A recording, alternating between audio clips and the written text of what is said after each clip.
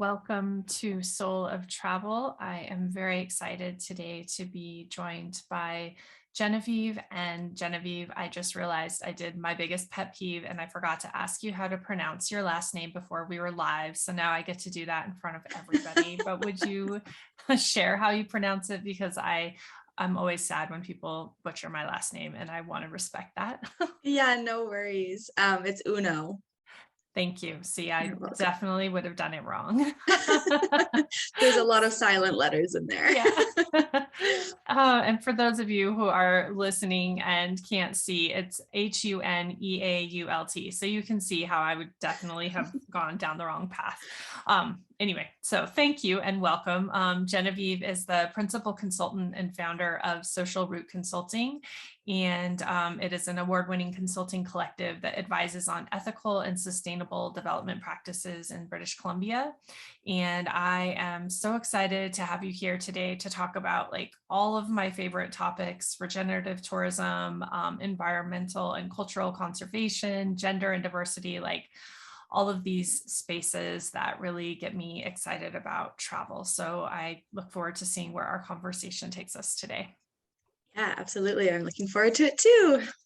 Well, as we get started, Genevieve, would you share with our listeners who you are in the space of travel right now, what that looks like in the work you're doing? Yeah. So right now, I kind of wear two hats, I guess. One being the founder and principal consultant for Social Route Consulting. So I've got a small team located across British Columbia, Canada, and we work on a myriad of issues and try to solve, I guess, systemic problems through multidisciplinary approaches. So super proud of that. It's turning 5 years in August, so we've come a long way, and we're still continuing to grow in that realm. And then I'm also the development manager for a not-for-profit called the Indigenous Tourism Association of Canada, and I've been in that role for about 3 years now. And definitely a passion area of mine. I mean, both are, and it allows me to work on so many different areas within the tourism system. That's really replenishing for what I feel passionate about, but then also making like a really positive and meaningful impact in the system as well. Yeah, thank you for sharing that. And for our listeners there, I guess probably easily seeing that we're going to be looking at tourism from an academic and research perspective or lens today, which I also am excited about. I've had a few other recent conversations, and I think it's really valuable in getting a broader understanding of how tourism can be so impactful. And it's something that's really important to me, but I love looking at it through this lens, because then we really can see the quantifiable parts of that impact and have a better understanding, versus for me it's kind of always been, it felt just like this knowing, and it's Yeah. good to see something that stacks on top of that to validate it. Definitely. And I feel like I'm hoping through our conversation today, I can kind of weave back and forth from kind of this academic, constructive lens, but also bring in like my personal travel experiences, because I'm a huge traveler as well, Mhm. into, how my realizations of being a traveler have kind of informed my academic research as well, and my professional life as well. So it's Mhm. kind of a bit of both. Yeah, and thank you for that. I think that is also so important, and I love seeing how people's journeys do shape like how they show up in travel. I feel like it's such a it's just really interesting to watch it unfold. For me, that's like one of my favorite parts of these discussions, is getting to see how all of the pieces lay down on top of one another and then all of a sudden take shape. And I just think everybody's journey is really magical, and it's so fun for me to get to witness that and be a part of it for a moment. So I think that is a great place to just go ahead and start and get to understand you and your background a little bit. And so I'd love for you to share kind of how travel became a part of your life and how that began to really shape this journey that you are in fact on. Yeah. It's been a long journey, which I'm super proud of. So I guess where to start. When I was 19, I did one of my first international travels with my best friend. We went to Europe for a couple months, and that was kind of the start of it all, I would say. As a young adult and like as a teenager, I was always fascinated by travel, but never had the opportunity to really explore internationally, at least, always kind of more regionally and provincially in Canada, which was always so much fun. But as a 19-year-old, that was kind of where I really got to like spread my wings and get a taste of travel. And I'm sure you've heard this several times, Christine, but that's initially where like I caught the travel bug, and it's been with me ever since. And since that travel, I took basically 4 years from high school to post-secondary and could just continue to explore the world and understand myself better through travel. And when I was deciding to go into post-secondary, I was kind of lost. I didn't know what I wanted to focus on. I actually wasn't academically inclined in high school. I was more of a free spirit and kind of a do what I feel like kind of person. So when I thought about it, I was, the common denominator was travel. And I just felt so, like I had a fire lit in me around travel, and I wanted to explore what that meant from a professional and academic perspective. So I went into a diploma program at SAIT College in Calgary.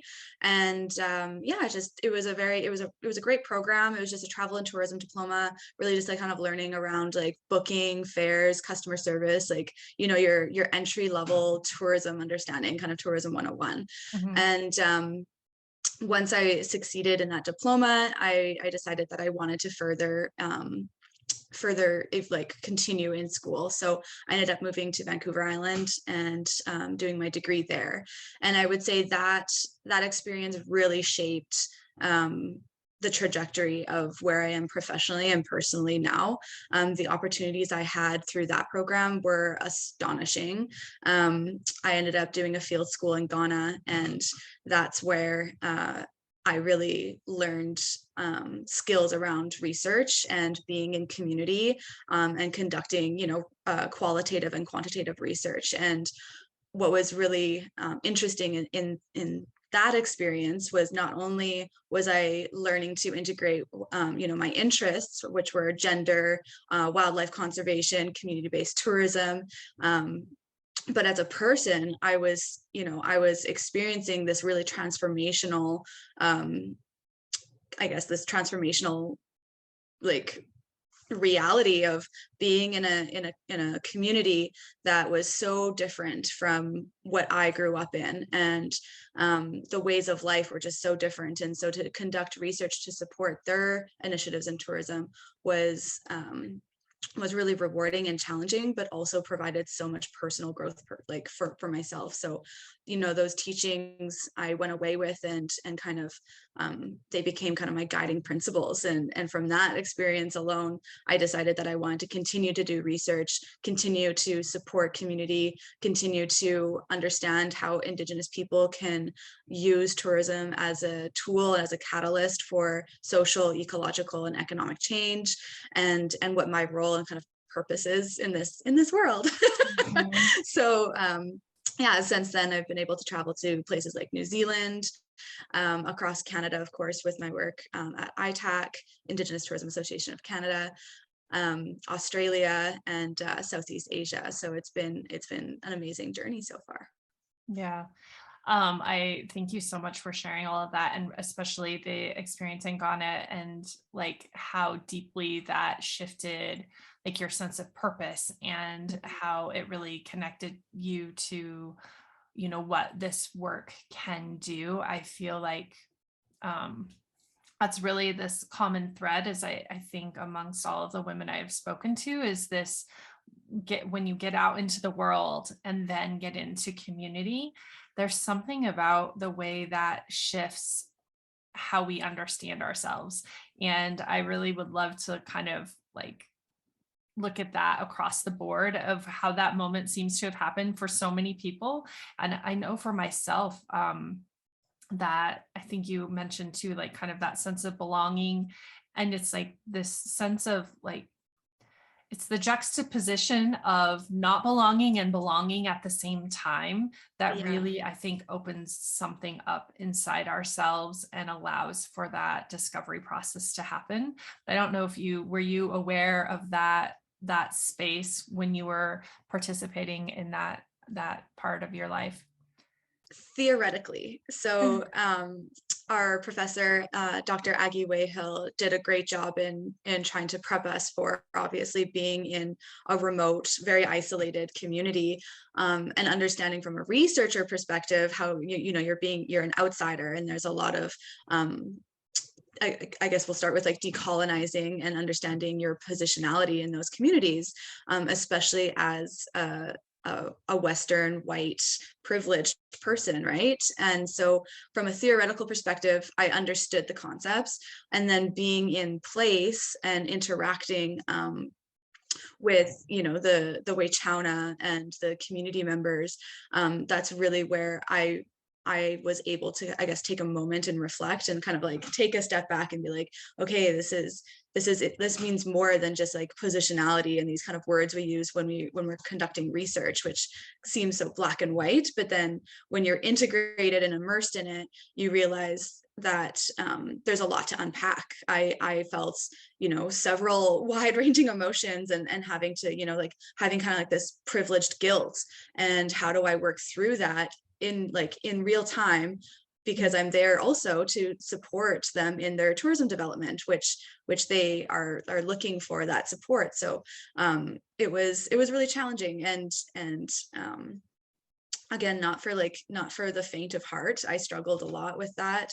I struggled even after coming back, having kind of like this reverse culture shock, because being in Ghana taught me so much about the way that our like economic system, like our globalization works, and the impacts that Western Africa as like a region experience, like the impacts they have because of our Western world and our economics. So it wasn't just about tourism. It was really seeing like the whole thing unfold in front of my eyes, and understanding the depths of poverty and the origins of that, and the importance of biodiversity and wildlife. And again, like bringing it back to tourism. Tourism is such a powerful catalyst and driver for supporting the conservation of those things, and supporting healthy systems rather than extractive and negative. And I mean, there's a caveat there. There is a dark side to tourism as well, and it's our responsibility to understand that too. Mm-hmm.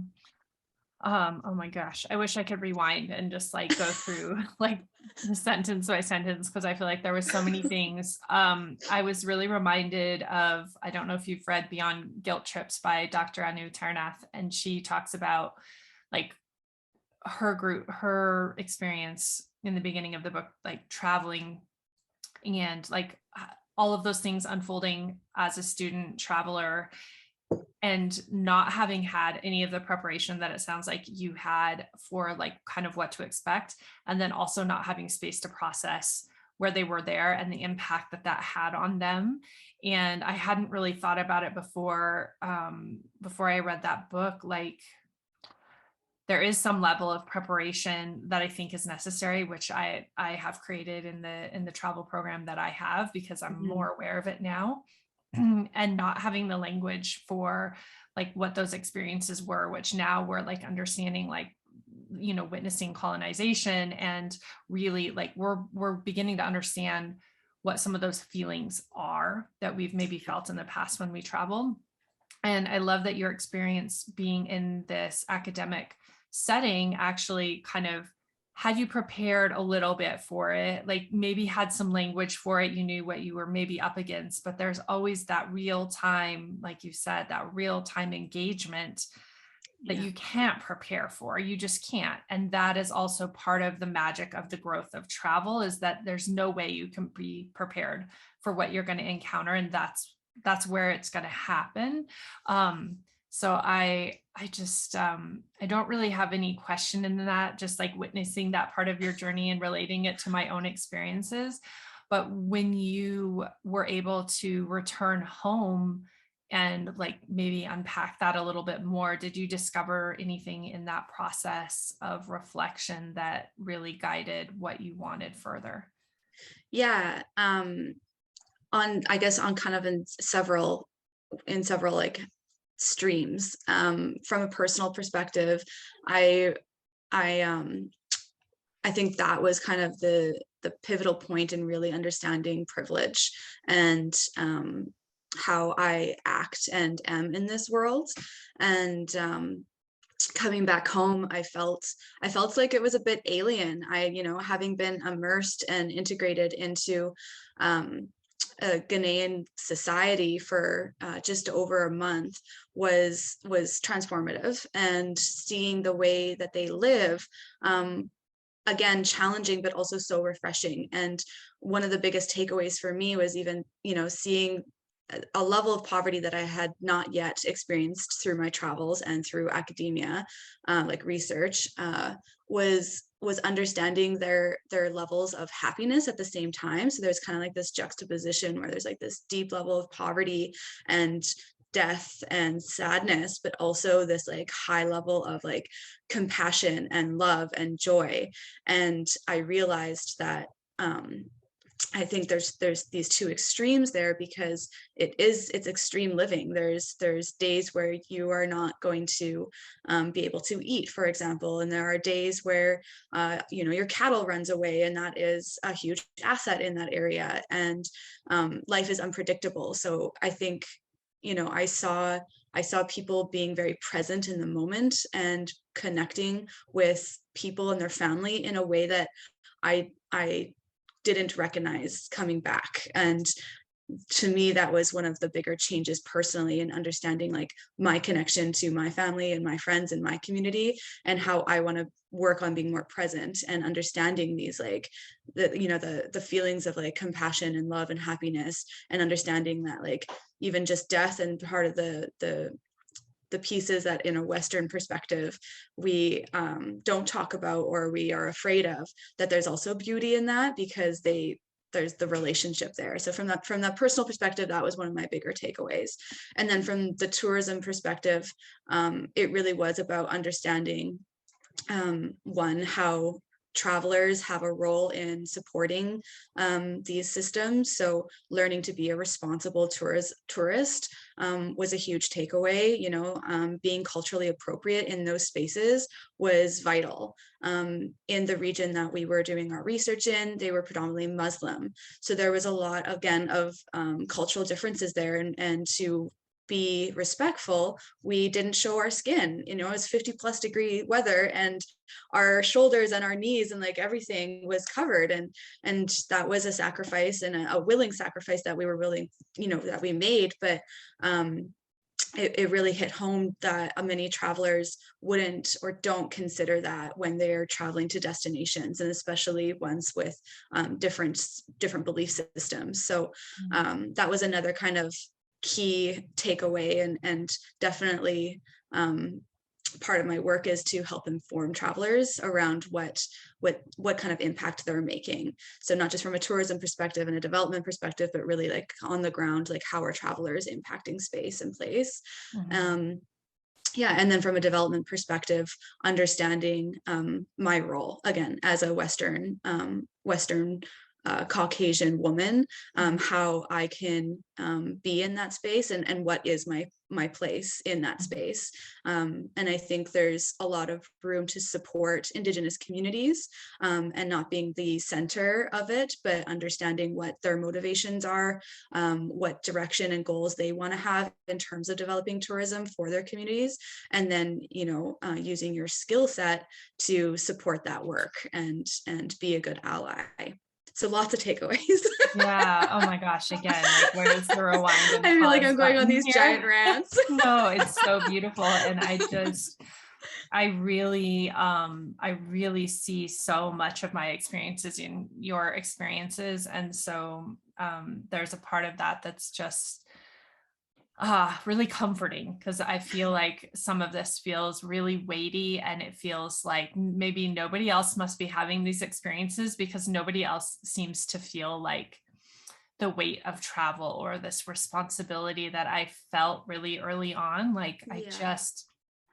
I always had this sense of, and I was just sharing this with someone else, of like my duty as an ambassador of where I'm from and my responsibility of being a guest of where I'm going. And I have Yeah. always just really tried to think about that in travel. And sometimes it's so heavy when I'm trying Yeah. to think about that. And, very much like you witnessing that juxtaposition, and those extremes, and then also like witnessing the beauty and the magic of that and trying to figure out, okay, what am I witnessing here, what is different, what can I embrace about this experience and bring back into my own life, how can I share that magic with others so that they're not just observing these cultures from a place of like pity or burden or like a lack of opportunity. Like there's so much to be celebrated, and when you can kind of separate like our levels of success and like prosperity from their way of living, and really Mm. like witnessing what is real happiness, what is real success, what is success. Like I Yeah. just feel like, and maybe it's a little bit of the like sociological brain that I have, like I'm always just like analyzing and taking apart and trying to like figure all the pieces out. So I really resonate with that. And then the cultural impact for me, and again this comes back to that like ambassador and guest. I really, especially the last few times I've traveled, have been struck by this. And I think it's because of the like Instagram and social media culture. Like I have had just moments of just desperate heartache. Like I remember being in Bali and hiking on a trail. And before you enter, there's like this agreement you kind of have to take, that you're going to respect the culture. Like this is sacred land. This Yeah. waterfall means something to the people.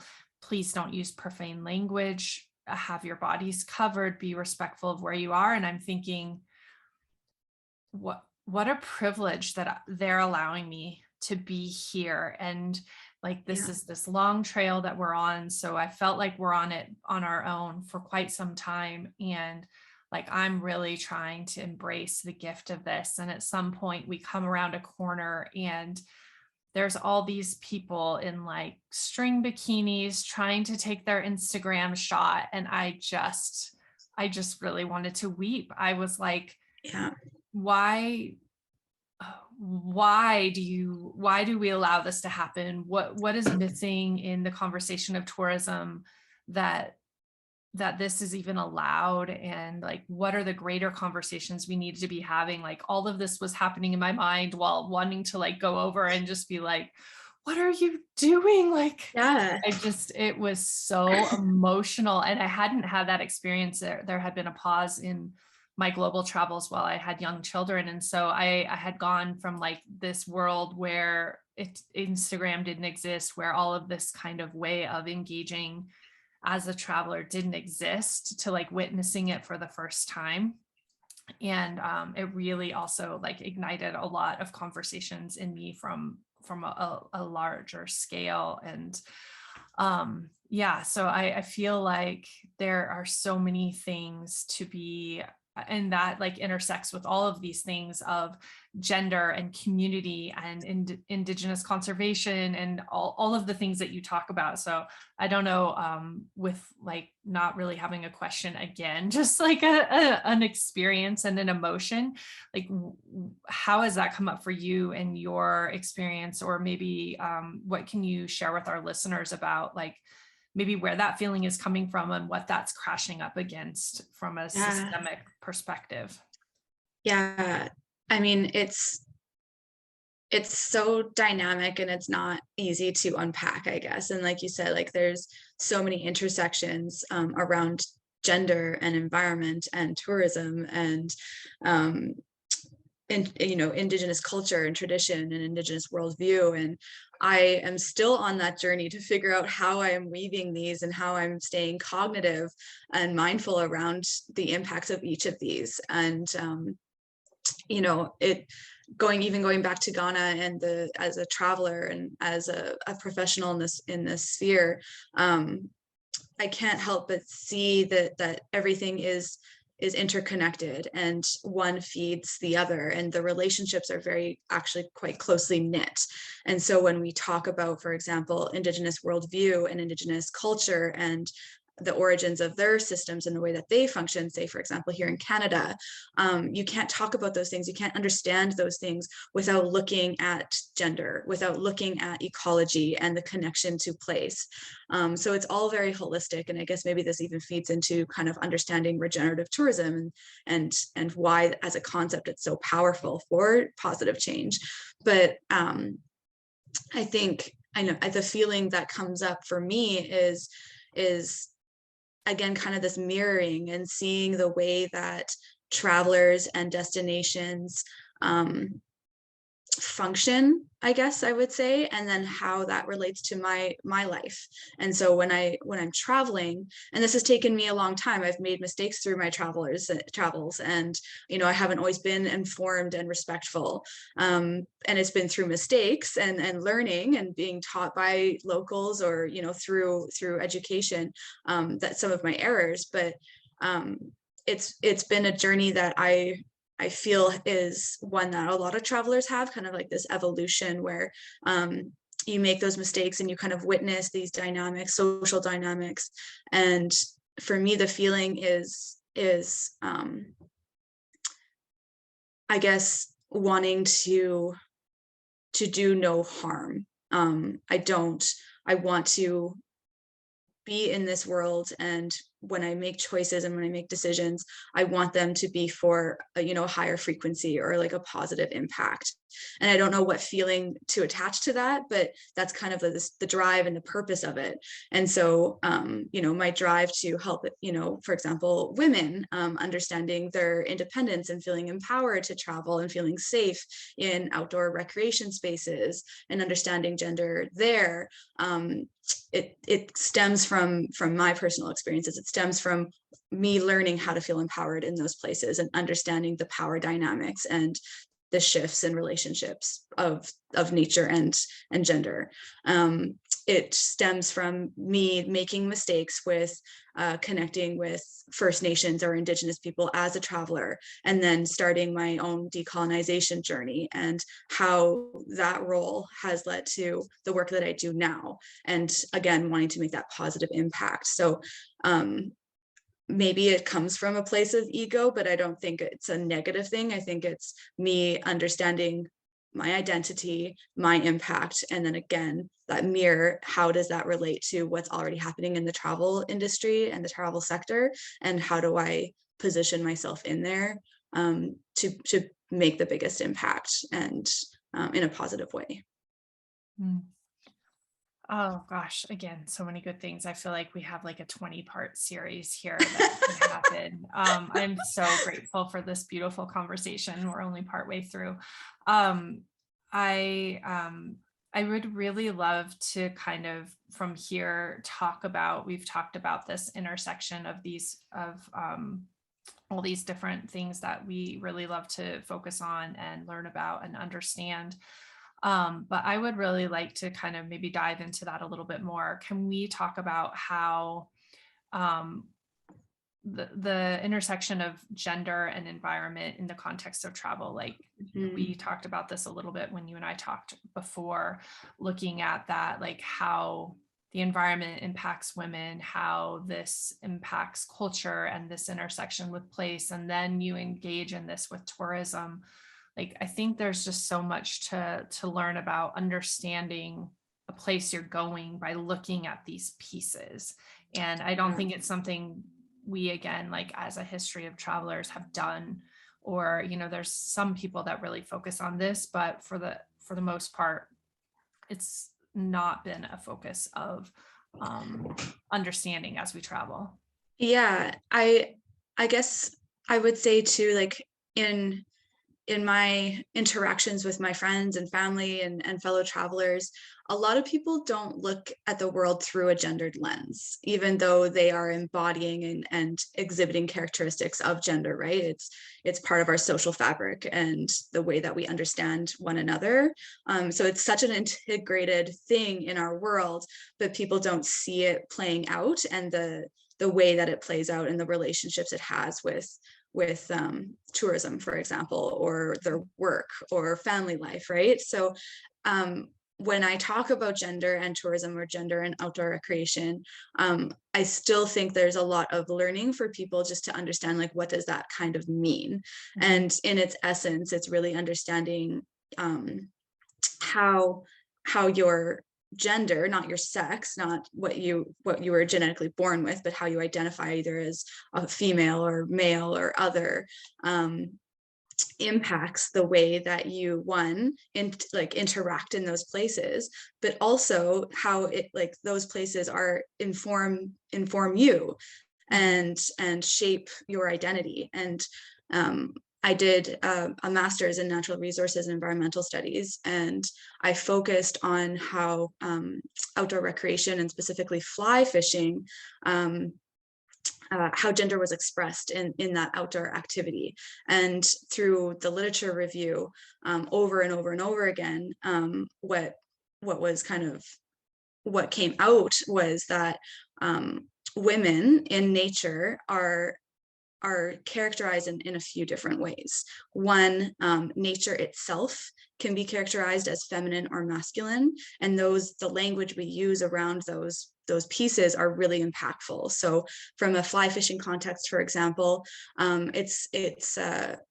it could be characterized as quite a finessed activity to learn to fly fish. It's not like sport fishing. It's quite finessed in its movements, and a lot of anglers have to embody those movements in order to be successful. But then when you look at the language, they're often using language that's quite how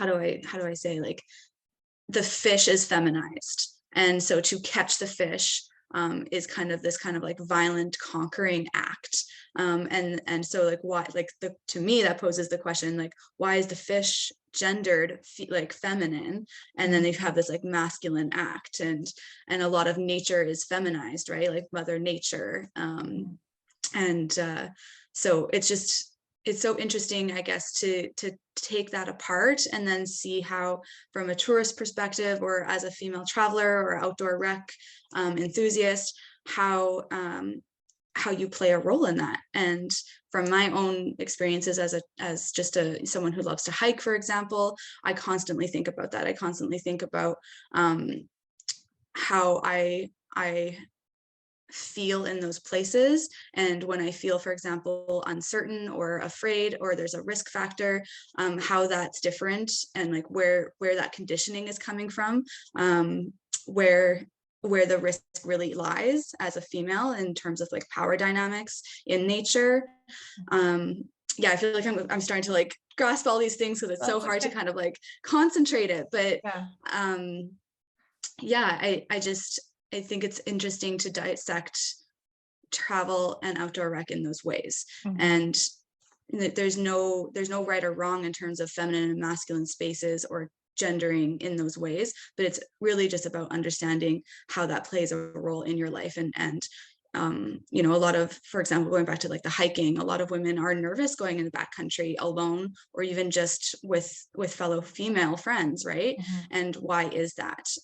Is it because they lack the skill set? Is there a narrative from our society that suggests that they're too weak, for example, to do it, or lack the skills?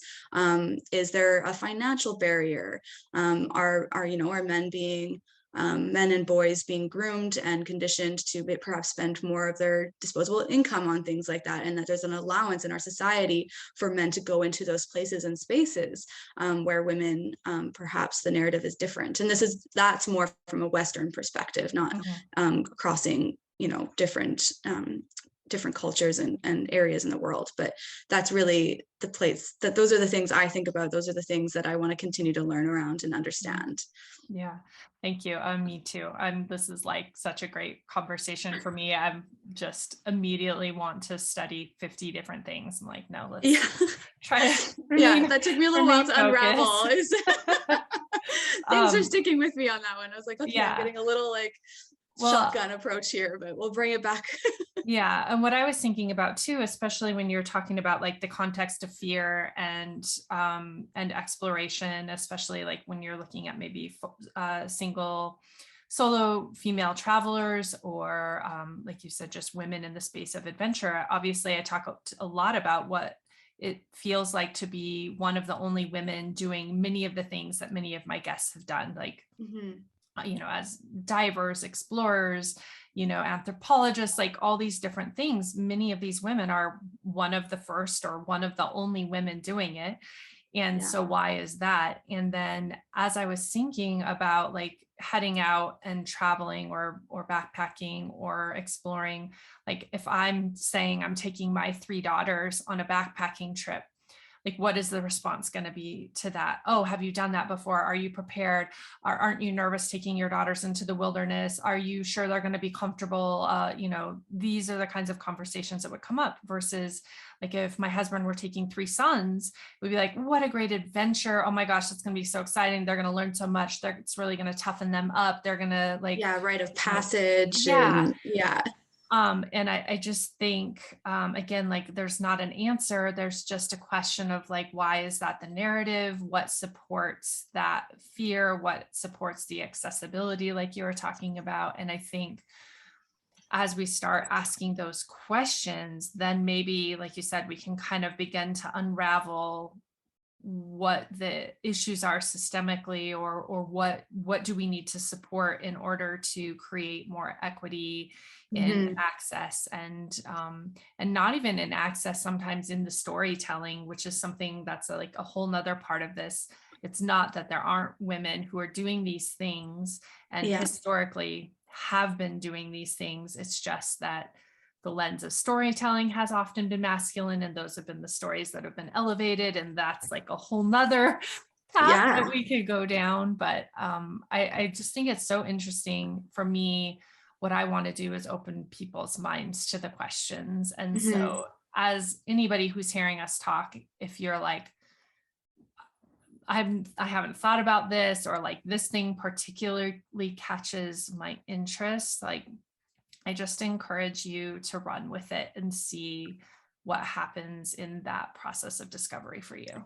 Yeah, and I'll even extend an open invitation to connect with me after if there's deep curiosity in one of the topics that we're talking about today. I'm happy to, you know, support some resources or share a little bit more in depth around, you know, something that they might be curious about. So yeah, I'm open to being contacted. Well, we talked a little bit about regenerative travel. I'd also like to just kind of lean into that a little bit more in the context of the work you're doing, and how that also really is deeply connected to supporting Indigenous communities. Can you share with us a little bit about why you think that's so important, and what that allows for? Yeah. So just to give some context in terms of kind of like what the difference between, you know, how I interpret regenerative tourism versus sustainable tourism or responsible tourism, you know, I think they're all under the same umbrella and a lot of them have the same kind of goals. I would say regenerative tourism as a movement, as a concept, is the newest and the shiniest of the concepts, but really as a framework and as a foundation, it's really around looking at how we can regenerate the system and work on some of the negative impacts and the damage that has been done because of tourism and because of our economic and kind of consumerist ways of life, from a Western perspective, of course, and of course globally. But regenerative tourism at the core is looking at the different systems, how they intersect, and how we can work on building approaches, modeling, and development from marketing and a management perspective, so that as we continue to invite people to destinations.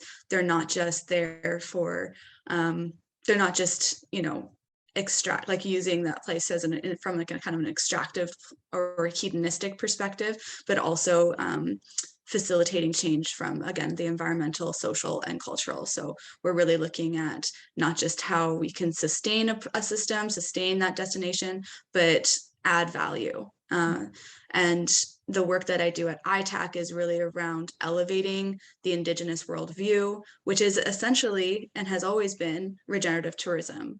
So regenerative tourism is kind of our Western understanding and conceptualization of what Indigenous people and First Nations people around the world have been doing and embodying since, for thousands of years. And I would say it's a way for a non-Indigenous person or someone who's been brought up kind of in these Western systems to understand and deconstruct their understanding of the impact that they're making, and kind of reconnecting to place and to people and to something that's a little bit more holistic. And again, like I had said before, it's kind of a journey that each person's going to have to take, and whether that's through tourism or not, I hope I hope that they do, because there needs to be kind of that awakening. And so I essentially support Indigenous tourism businesses in sharing that story, and helping them elevate their voice in sharing like what they're doing to not only foster a healthy tourism enterprise in a community, but to also give them the tools so that they can connect with their community at a deeper level, so they can support conservation, for example, like wildlife conservation or habitat conservation, so that they can use their traditional values and their traditional ways and kind of integrate into, supporting research, for example.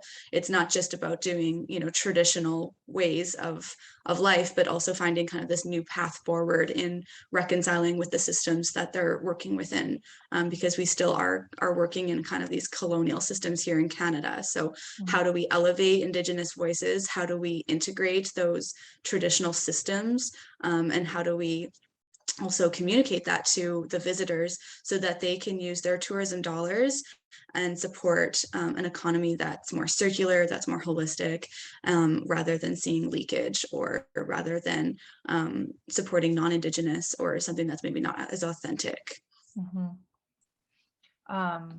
Oh gosh, I really got stopped just at the beginning of your conversation there, or your description, with the idea that this is a Western way of understanding what an Indigenous approach has always been. That was a really powerful aha for me. And also for me, because I think, and this is also coming from our earlier conversation, but like how you and I both always had this really deep connection or curiosity or knowing of Indigenous communities being really important, and knowing that this is like a part of our journey in some way, like just knowing like there was some call to honoring this wisdom, preserving, sharing, and now this aspect of regenerative travel being a way that we can do that, I think is really powerful to think about. Again, this is a real common theme, is this deep need for belonging to this set of wisdom. And I think we feel this when we travel, especially like places like Africa and South America, when we have the opportunity to connect with Indigenous communities. Like there's something in us that stirs. And I feel like there feels like sometimes such a strong disconnect. I know for myself personally, like I feel so far removed from that identity, and yet like really deeply connected to it. And I don't know how to make those two pieces fit together. But I also know that that is the part of me that drives forth this passion for creating community, creating global impact, creating, initiatives that support this type of travel. And so I really love that way of connecting these pieces.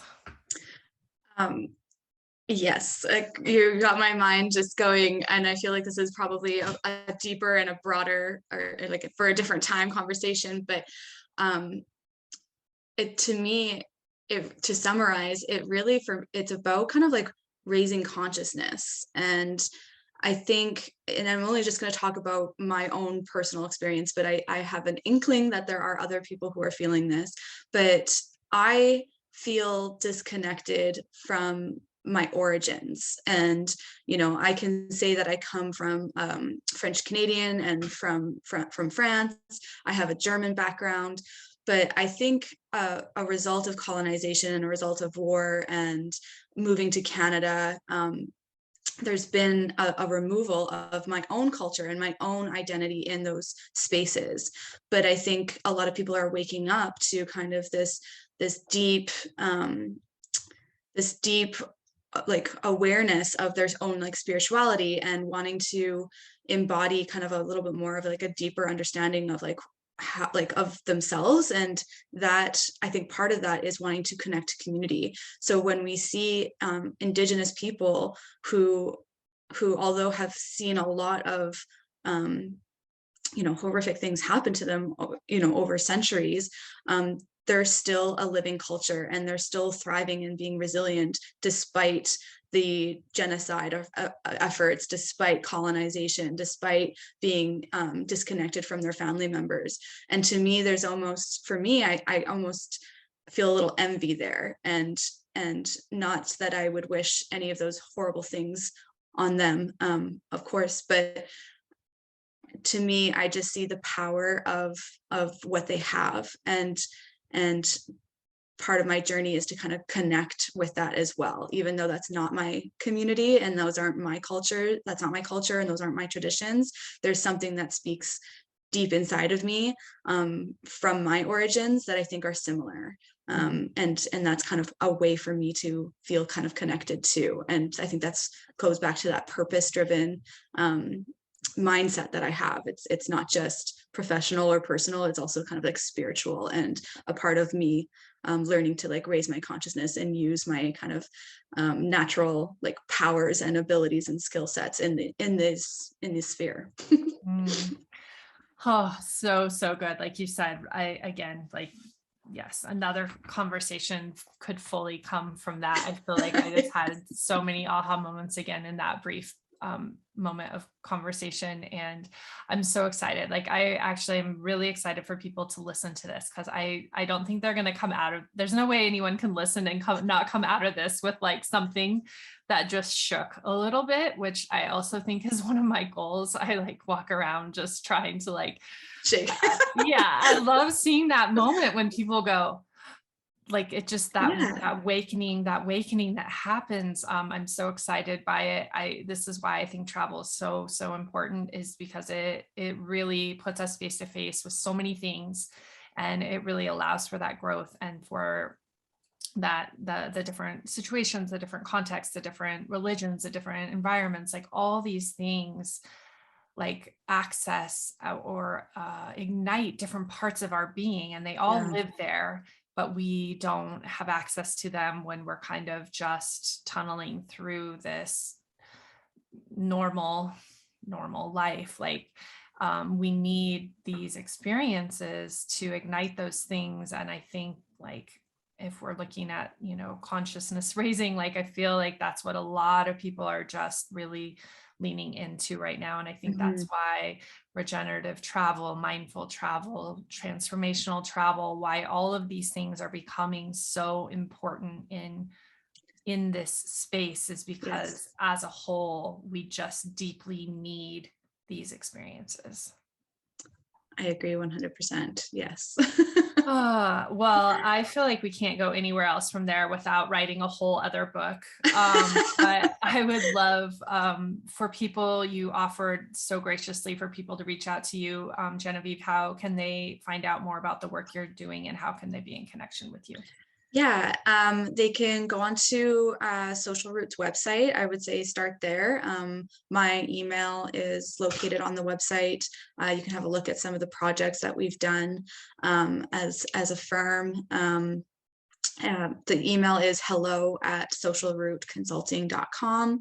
And I'm open to LinkedIn connections as well. You can, I don't know if on the live feed you can see my name below, but just type that in and just ask for a connection, and I'm happy to connect through LinkedIn.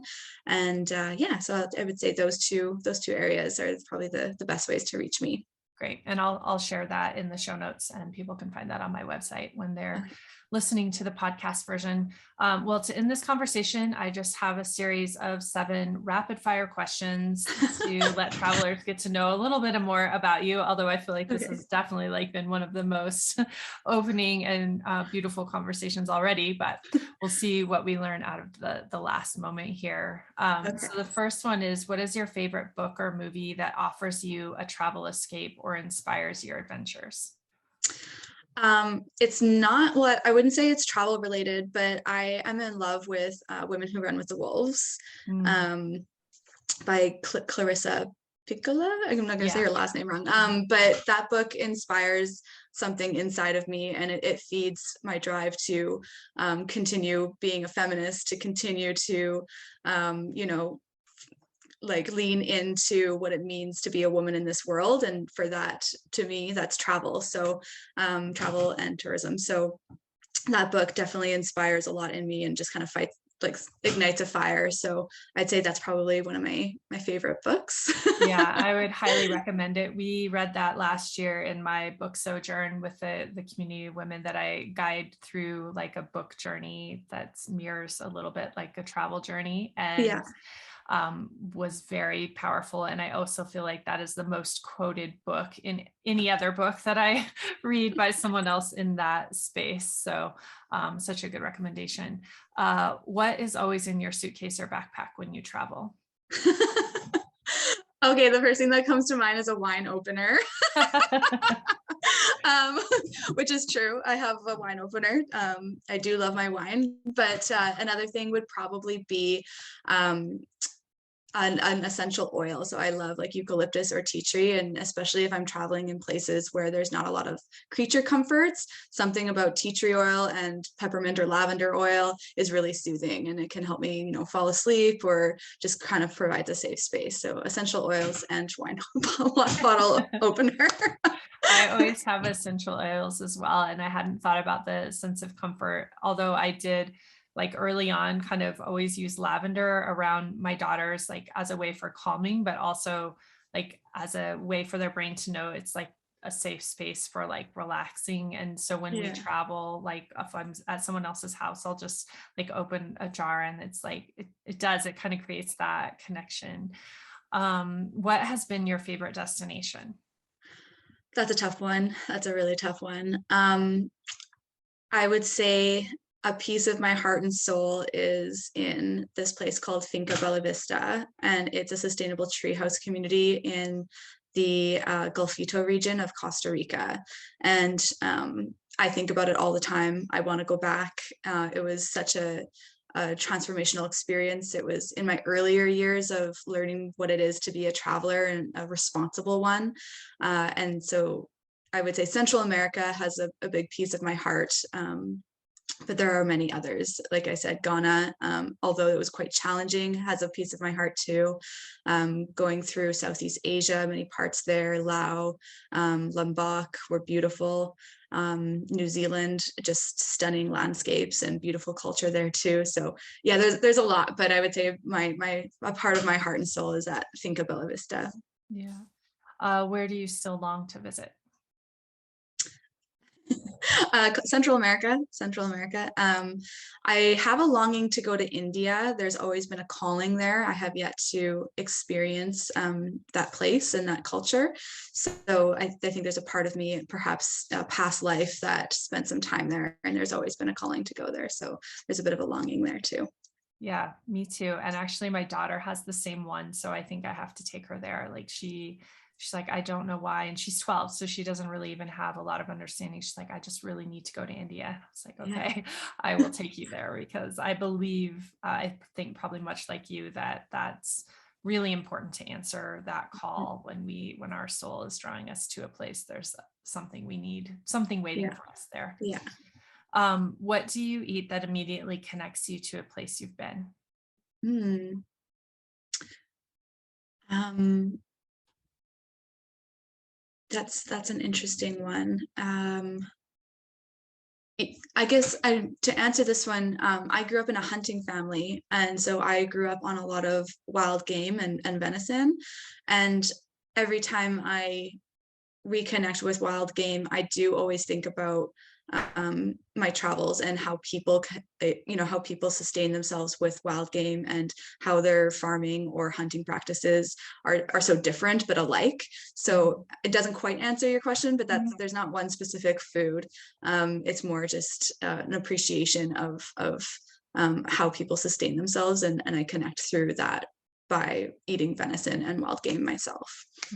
Thank you. Who is the person that inspired or encouraged you to set out to explore the world? Um, I would say my mom. She's actually not a huge traveler, but she is passionate about travel and tourism, and I think she instilled that in me in a very young age, to feel like I can always explore and be independent in that way. And yeah, I would say my mom probably has a big influence on that.